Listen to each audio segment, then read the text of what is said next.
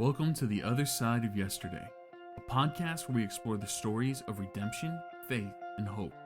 Here, we dive into deep moments that define us, the questions that haunt us, and the God who transforms us. Everyone has a yesterday. Let's hear the other side. Welcome to episode 2 of The Other Side of Yesterday. This podcast is meant so people can tell their story of God's redemption and what's gone on from the moment we met him.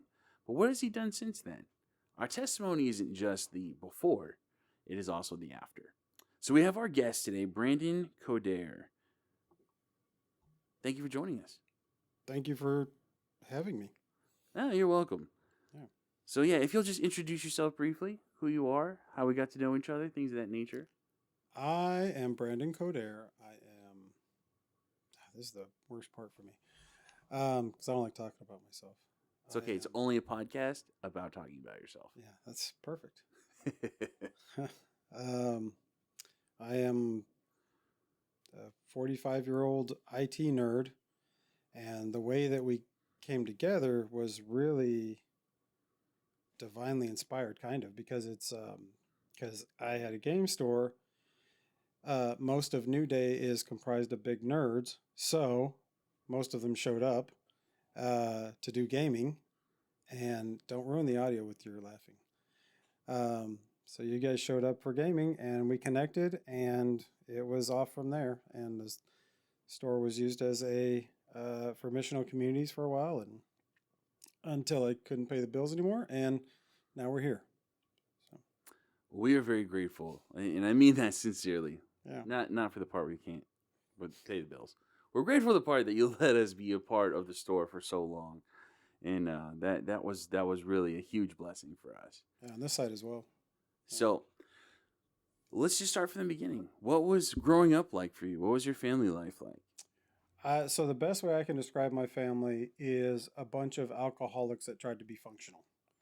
So on my dad's side, my father was absent for most of my life. He was with my mother until I was about 2 or 3, somewhere in there. Then he tried to punch her through a wall. My grandma objected to that and said, "Leave this house or I'm going to kill you." And so he left. And and so they Do it. Yeah, and so he went away and did his thing and for a long time, and yeah, so my grandmother, several members on my mother's side were alcoholics, and then it was really interesting because my mother at one point, I think when she was about 25 or 26, she was watching Billy Graham, and she gave her life to Christ. Through the through the TV, right? And which is a pretty amazing testimony when you think about it. And after that, because of that decision, she started infecting the rest of our family with Christ. And our family has been so blessed since then. And God has used her to minister to our family. And since then, my grandmother accepted Christ, and my grandfather did, and my aunt, who was an alcoholic for like 40 years. And we're still working on my uncle. And yeah, so that was interesting. That's amazing. So it was completely kind of independent from church or anything like that. Yeah, because she was living, she was doing her best to survive at that point. We were living off of credit card debt. We were doing the paying credit cards with other credit card kind of debt. Living off welfare. We didn't have a home we didn't have an actual home until I was about 12 or 13, somewhere in that area. And me and my mother were staying with different family members. And she was working like 3 jobs, just trying to get out of credit card debt and just trying to survive. So growing up in that was really interesting, because other kids are like, "Oh, we just got these new shoes." And I'm like, "Well, my cousin went up a side, so I got new shoes." And it was, it was interesting. Yeah. So, yeah. So that's how God was kind of introduced into your home. Were you raised in the church then? Kind of. So that happened when I was somewhere around 6 or 7, I think. And then after that, we started going to, I'm not sure about before, but at some point we started going to Cornerstone. Hmm. So Cornerstone was actually my introduction to church, which should tell you a lot. Yeah. You know, hearing Pastor Hagee, I will tell you, I've perfected snapping because of Pastor Hagee, which is amazing. That dude can snap like nobody's business. But I got introduced to the church as the mega church that is Cornerstone. Sure. And so I don't know if I've done like a reverse progression moving down to a plant church. I don't know if I did it the right way, but I will say my introduction to church and also to Christ um, has has been an interesting one, going from a mega church moving down to smaller and smaller churches. Sure. You know. And I understand that as well. I also grew up at Cornerstone. That's where I was baptized.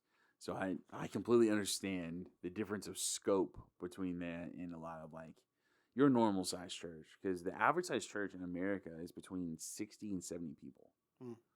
That's America. We live in the South, so it feels bigger, but that's that national average. What was your relationship with God like as a kid? Absent. So, like I said, my father was not there. So, because of that, and this is something I didn't process till later, but because he was absent, I had a lot of anger issues growing up. I had anger and anxiety and a lot of frustration growing up without a father. So, whenever you hear, yeah, fathers are very important for the home, that is 100% true. Me growing up, I had to deal with a lot of abandonment issues and a lot of anxiety and a lot of frustration. And we're like, why is he not here? Why was he like this? For instance, I remember at one point, I think it was for my 10th birthday, my father got me a Christmas present. It was like the only Christmas present he ever got me, and it was one of these fruit cakes, and it was like in a log shape. So my first thought is that it was poop, and I'm like, that doesn't seem right as a Christmas present. And they're like, no, it's a fruit log, and I'm like, that's not better. So because fruit logs are gross, and I don't know who likes them. Apologies to anybody who actually likes fruit logs, but you're wrong. So, uh, and then on top of that, and I found this out later, is that my mother had a falling out with my grandparents on my father's side. And so anytime I went to go spend time with them, it was like obligatory time with my grandchild. It wasn't, I want to be around you. And that was very reflected in who they are. So when I was over there, I was just there. It wasn't like they wanted to spend time with me. And I didn't process that until later in life. But because so my father so in my mind I was like, well, my dad doesn't want me, my grandparents don't want to be around me, my mother is working all the time, and when we finally did get a house, she was still working all the time, so I was also a latchkey kid, so I was very isolated as a child growing up, not because my mother was neglective or my parents didn't love me or anything. It was just because of circumstance that, my grandmother was drinking most of the time. My grandfather was trying to deal with my grandmother. My mom is out working all the time. And then once we got our own house, I was by the house by myself all the time. So I got into things I shouldn't have, which was not good. So, Right. so I grew up with a lot of frustration and anger, and I really didn't process it until, oddly enough, after the military, Sure. which was not good. But um, yeah, and I didn't resolve a lot of that until well after I got out of the military. Okay. When you were going through all of that as a kid, obviously, like we have a hard time processing everything, and then you start to become a teenager, Yeah. and you feel all these things. You're a lot more observant of what's going on. So how was like high school and teenage years for you? It was horrible. No, it wasn't horrible. It was so I've always been a smart kid, and you understand this. I've always been that kid that like tries to process things. Yeah. And so whenever I was going through a lot of that, I really started internalizing a lot of that anger and frustration. I started pushing it down. So I didn't go out and get into trouble and get arrested and break stuff. I didn't do that thing. I just internalized it and just pushed it way down. Right. Like we're just gonna put that in a nice little ball and we're just gonna store that down for later, um, which is not good either. But because I did that, because I tried to repress a lot of that, it really started to um, what's the best way to put it? Like not kill emotions, but it really Just disassociate from it. yeah, it makes you disassociate Yeah. and objectify everything. Right. You just start saying that's what that is and that's what it is. That's all that it will be. And I got to a point where I realized I had actually become a nihilist because I got to a point about 16 or 17, somewhere in that area, where I just didn't care about anything. Yeah. Yeah. Well, you kind of unpack that. Some people may not know what nihilism is. Okay, so and this is the dumbed down trailer park definition of nihilist. You just don't care about anything. You don't care about people. You don't really care what's going on around you. You basically have the idea that we're all dust in the wind and nothing matters. Right. There is way more articulative theological ways to explain it, but that's it in a nutshell. Is that about right? Yeah. Yeah. I don't matter. You don't matter. Nothing matters. Nothing matters. We could Grades, all- they don't We matter. could all die. It doesn't matter. Yeah. Nothing has real meaning. Life is just life. So being that I got to that mindset, um, really the only thing that I poured into was kind of schoolwork because I was like, well, I really like solving puzzles, so I'll just focus on schoolwork. And so I excelled in schoolwork. And which was odd is I also had a girlfriend at the time, but she was a very broken individual as well, you know, because she had moved down to our neighborhood from Virginia, where her biological father had molested her. So I'm not going to say her name on here, but she moved down. We connected because she was broken and I was broken, so we were broken together. And so even that really didn't bring me around because I still had a lot of unresolved, repressed anger and frustration. So being as a teenager, I really delved into the I don't care, you don't care, nothing matters. And I just kind of lived with it. And my mother was so preoccupied with trying to survive that she was still a young Christian herself. Right. Right. Because she had only been saved maybe 4 years. So she was still learning things. So she really wasn't prepared as a single mother to deal with me. She was also trying to get me to survive. So that's kind of where we were at when I was a teenager. And I think that's true for so many of us where it's like, when we had kids, no one gave us a book of like, here's everything your kid's ever going to feel and how to deal with it. You didn't get yours either? No. No. And we think, our parents should know this. Yeah, no. They know nothing. And now that I'm a parent, I'm like, I'm winging it. Yeah. What I think is really interesting, especially as I look back, is that part of my frustration was that why isn't my mother talking to me? Why don't we connect? Why don't we communicate? And now looking back, I'm like, that's why. She's barely figuring out how to live. Right. And and also as a single mother, she is not equipped to deal with a growing boy. Right. She just, not that she doesn't care. She loves me very much and she always has. But she is just not equipped to deal with that, Yeah, and that realization is hard for all of us. But it's kind of a freeing one because sometimes you think, well, they just don't love me. Right. When that wasn't true. No, not at all. Did this nihilistic attitude of nothing cares, is that what drove you towards the military? No, it was my mother's backhand. So what happened is, like I said, I kind of excelled in school, but I got caught in a point in high school where I was able to graduate in 3 years. So I actually finished high school in 3 years. I also never got my prom, but that's a whole other thing to deal with. Um, and so I graduated at 17. And so I started going to SAC for architecture. Um, and I was doing that, but I really didn't care about school. I was still in that mindset of nothing matters. And so my mother says, look, either you buckle down in school and I will float you, you go get a job and get out of my house, or you go in the military. And I was like, fine, whatever, I'll go kill people. So I joined the military. I have never actually killed anybody, just for clarification. It's a good disclaimer for a Christian podcast. Yeah, yeah. So she gave me the ultimatums, and so I left and I joined the military. And so I went in April of '99, and I was in the army until 2003, until April of 2003.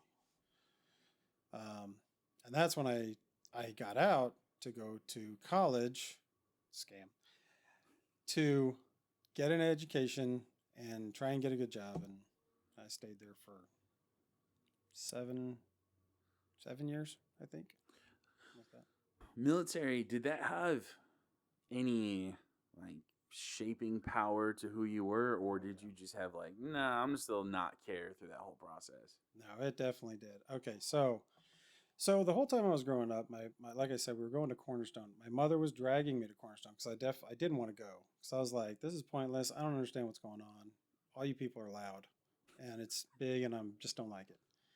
But she was dragging me anyway. So the knowledge was being put in. I was absorbing the knowledge, but I wasn't connecting with anything, because I wasn't trying. I wasn't trying at all. And so whenever I went in the military, in fact, during basic training was my introductory acceptance of Christ. Mm. Because for anybody that's been in the military, especially non-Air Force or Navy, you tend to go through basic training kind of scared because you don't know what's going on. You have people yelling at you. Here, go fire this gun, throw this explosive, and you're like, this is a lot.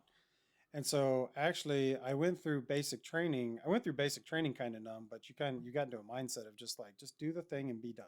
Just do the thing and be done, right? Go to bed, wake up, eat, do the thing, be done.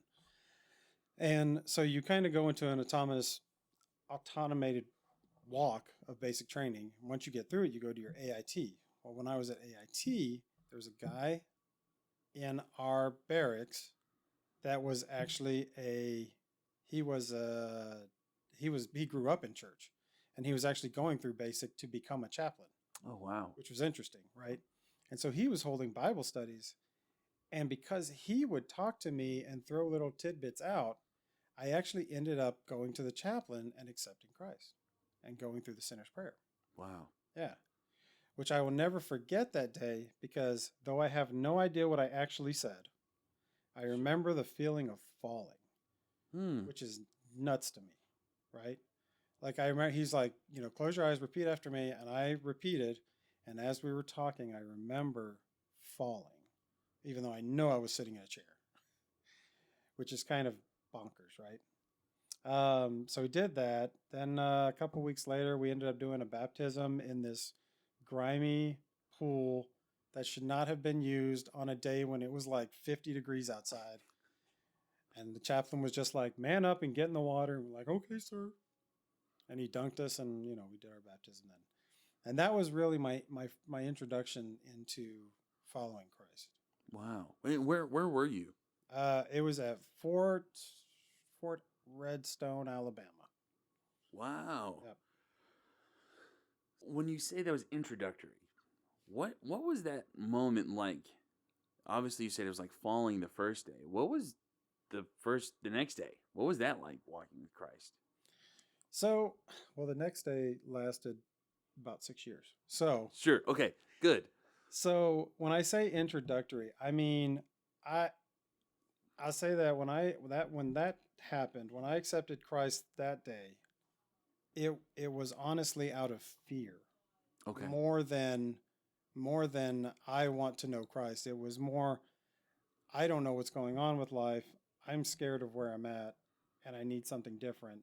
And let's try this Jesus thing. And so I went through the sinner's prayer, and And that started a change because obviously, since I at that point, Christ was able to come into my life and start breaking the hardness of who I had built up. Sure. And again, I have unpacked this years later and actually realized what was going on because at the time, like you said, there's no manual for this. There's not like here's a blueprint to what you're doing with yourself. Right. And what I had realized is that through all that anger and frustration, I had really started putting layers on my heart and just building a wall of you're not going to hurt me anymore. That promise of Scripture to take a heart of stone and Yeah. turn it to flesh was a very real thing for you. Yes, it was very real, and it was very much to a point where I can see the step by steps of, oh, that's what that means, and that's what that looks like. Because when you're going through that, you start realizing I have hardened my heart. Mm-hmm. I am protecting myself, but I'm protecting myself out of fear. And I'm doing these things because you're not going to hurt me again. Right. You're not going to touch me. Right. And you can say what you want about me. You can punch me, kick me, do whatever, but you're not going to touch my heart. But what that also means is I can't let myself love anybody else. Right. I can say that I love you. I can say that I care for you. And I can think that I know what that means. But in reality, I don't have a clue how that functions. I don't have a clue how that architecture is. Right. Because those walls, yeah, they protect us, but they also completely isolate us. Right. So it's almost kind of where your story was starting, of feeling isolated. It was just kind of a continuation of that internally. Yeah. It's kind of, and then the practical application of that is that somebody says, "Hey, you're ugly," and you come back with, "Well, your mom walks the streets and she doesn't love you." Like this isn't tick for tack. That was like I'm gonna go straight in. Like, this battle's done. I've won. You're not gonna hurt me. And that's what it looks like relationship wise, because you can't develop relationships with that kind of heart. Right. And any two people that are both stone cold and they say they love each other have no idea what love is, because that's functionally doesn't work. So yeah. Then how did love change for you? What did that look like? Love changed for me, really started changing for me whenever when my biological dad had a new son. Whoa. Okay. Hey, you'll like this. Okay, so you're like, this is a roller coaster. We need more than an hour for this. Yeah. I'm strapped in. Yeah, I'm there. So how that worked was while I was in the military. So I had accepted Christ right about it was in '99 because I had gotten out of basic and went into AIT, and it was at AIT I accepted Christ. And while I was still in the military, I was stationed at Fort Hood. So I was traveling down to San Antonio on the weekends to like do laundry, visit with mom, go to church, and go back to Fort Hood, right? Or Fort Cavazos or whatever it's called now. It will always be Fort Hood. I don't care what they say he did. And so there was one time, and I think this was in 2002. It must have been in 2002 because he died the next year. No, he didn't. I'm sorry. He died several years later. But it was I think it was in 2002. My father calls me up randomly. Now I had not talked to this man probably in a decade, right? And the last time I talked to him, he gave me a loaf of fruit that looked like it was already eaten. And so it had been at least a decade since I talked to this man. And he calls me up and he's like, "Hey, do you want to spend some time together?" And I was like, "Okay." And he goes, "Yeah, I was thinking about you, and I was thinking you're at Fort Hood, right?" And I'm like, "Yeah." And he's like, "Well, how about next time you're heading to San Antonio, come pick me up?" Because he was living in Austin at the time. And And I was like, okay, that sounds great. Let's do it. So I go pick him up. Um, and we travel down to San Antonio, and we're talking, and I don't even remember what we talked about. It was a bunch of goofy stuff. And I take him to the place where he's staying, and it turns out he needed a ride because he wanted to come see his 2-year-old that he had had with this other lady. Oh my goodness. Oh my goodness. So, and that was like I don't know if he was just like using me or if he really wanted to talk to me or whatever. I do know, I will completely say, I believe it was God's hands that put that together. Because while we were in the driveway, it was put on my heart to forgive him. Mm. Now, mind you, I've not talked to this man in years, right? The only thing he ever gave me was a fruit log. And the only thing I knew about him is that he tried to punch my mother into a wall. And so at this point, I'm 22. I'm in good shape, so I know I can take him because I'm in the military. Right. And I have weapons training. But yeah, I just had that put on my mind. You need to forgive him. And I'm like, I do not. I don't need to do anything. And that is a silly notion. However, I did it anyways. And I said, hey, I just want to tell you, I forgive you. Wow. And I have never seen a grown man go to tears so quickly. That just as soon as I said that, he broke down crying. And it's one of the most amazing things that ever happened to me, probably. Wow. One of the few moments that really shaped who I am. And so, and if I had to put it metaphorically, I would say there was a big chunk of that heart that just got chipped off. Mm. You know, you see those images where like the stone breaks open and the crystal shining through, like that kind of thing, right? And so I had given him forgiveness. We had a hug. I met my new brother. So it was a wild day. That's a crazy situation to also right? be like, Dad, I forgive you. Yeah. Like I wasn't planning that. I hadn't been praying about it at all. Like it wasn't something that I was trying to do or even knew I should do. And he didn't ask for it. And he didn't ask for it. He wasn't expecting that at all, right? It was left field. And so when that moment happened, yeah, and we really didn't talk after that, which is nuts, right? Like That's crazy. You'd think that we don't cry. It's my story, not yours. Huh? I got some in my eye. Oh yeah, calm down. It's dust. It's dusty in here. It is. And so we maybe talked one other time on the phone after that, but we really didn't stay in contact. He was living in Austin, and that was about it. And I kept living my life, and I didn't talk to him. And I didn't even hear about him again for another, was it 2002, 2007. And the only thing I had heard was it was from my uncle, and my uncle said, hey, we need you to get into the place your dad was staying because he died. And I was like, that's how you found out? Yeah. Well, I'm ad-libbing it. He was more gentle than that. Okay. Yeah, he was all right. My Uncle Steve was more gentle than that, but that was the substance of it, right? And so he goes, hey, I'm sorry to contact you like this, but your dad has passed away. We can't get into his apartment without you, since you are the only heir that we've been able to reach. Because this is also when I found out that I have an older sister. Yeah, my dad was charismatic, shall we say. Sure. Yeah.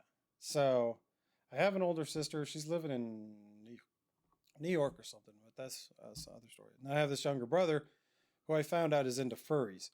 So I haven't contacted him yet. I'm not sure if I'm going to, but again, another story for another day. Yeah, it's a wild ride, right? This is a wild ride. So I got out of the military in 2003 and going to school, living life, right? And then about 2007, I get the call and I meet up with the rest of my dad's side. And we have to go to Austin to the place where he's staying. I find out he was staying in like, what do you call it? Section 8 housing. Section 8, yeah. He was on so many medications, it was nuts. He had bipolar disease and anxiety disease, and he had a minor schizophrenia. Like, he had all this stuff going on in his head, and it was just amazing to, like, how does this guy function, you know? And he ended up passing with a coronary attack or something. It was some kind of heart attack in the night at like 53. Wow. Yeah. And then I got the pleasure of picking through his life to just see what was going on, right? Piles of paperwork. I had like 8 bins of paperwork to decipher through. Wow. And so, yeah, that was a wild ride. And I kind of stayed in contact with my grandmother, because I found out that my grandfather had passed away, Phil, which that dude was nuts anyway. He's a whole other story. I'll tell you, he went from being in seminary to a nudist colony. Yeah, I'm telling you, man. I need warnings for some of these. I'm giving these to you in doses. Okay, so. Oh my goodness. I'm not even giving you full rides. Oh, okay. To cut it short, on my dad's side, of the 2 parents and the 4 brothers, only one of them, the only one that gave his life to Christ, is still alive. Wow. And that nuts? And it's the oldest brother. Nuts. It's the oldest brother. Or I'm sorry, the second oldest. My dad was the oldest, and then Steve was the next old, and the other 2 have passed away. And that was the one who called you. Yeah, he was the one that called me. Yeah. Wow. And I stay in contact with him through Facebook and stuff. But so accepting Christ in 99, I believe that moment of forgiveness, if I hadn't done that, I think I'd be on a very different path. Yeah. So would you say that was the moment that the tangible chains started to fall off? I think I would say that is when I noticed a tangible change. And I would say that the chains did start, I noticed them starting to come off. Yeah. Thanks for listening to The Other Side of Yesterday. If today's story inspired you, share it with somebody who needs a little hope. And don't forget to subscribe for more stories of redemption, faith, and transformation. Remember, we all have a past. Through Jesus, we have a future.